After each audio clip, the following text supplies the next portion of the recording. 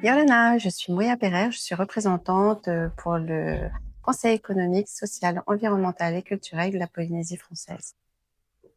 Alors, si le CESAC a fait le déplacement sur ce forum mondial de l'économie sociale et solidaire, c'est d'abord pour rencontrer les acteurs, puisqu'on a aujourd'hui plus de 10 000 personnes qui ont fait le déplacement, qui viennent du monde entier. Et cette force du collectif, elle est vraiment palpable et ça fait du bien de pouvoir rencontrer ces acteurs, de voir un peu ce qui a fonctionné un peu partout et aussi les freins rencontrés, les solutions apportées. Et tous ces outils-là, on va pouvoir vont nous permettre à nous, en tant que membres de l'institution, de pouvoir porter au mieux cette loi de façon à ce qu'elle soit la plus adaptée possible à notre territoire et à nos besoins. Alors, on retient bien évidemment tous les outils collaboratifs, coopératifs et financiers qui ont été mis en place un peu partout sur les différents territoires, même dans les Outre-mer.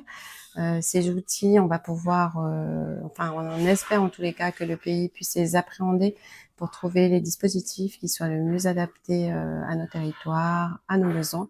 On a aussi identifié un levier lié au marché public, de façon à pouvoir porter au mieux les projets ESS.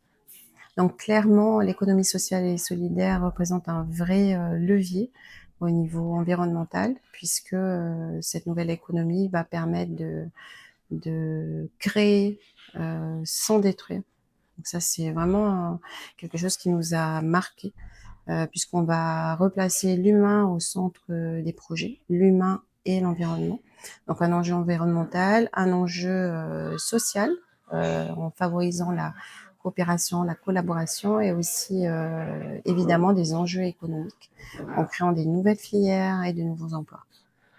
Donc en tous les cas, ce qui nous a le plus marqué, c'est vraiment la convergence des voix, cette force du collectif qui nous fait nous sentir moins seuls dans la démarche. On savait que ça existait, là on l'a vécu, on a ressenti, voilà, on a pu constater tous les bienfaits que ça a pu apporter aux différents territoires. Et on a à la fin le message de centaines de jeunes. Il y en a un qui est ressorti en particulier, c'est le fait de pouvoir construire sans détruire, et c'est vraiment l'ambition qu'on va porter à travers cette loi.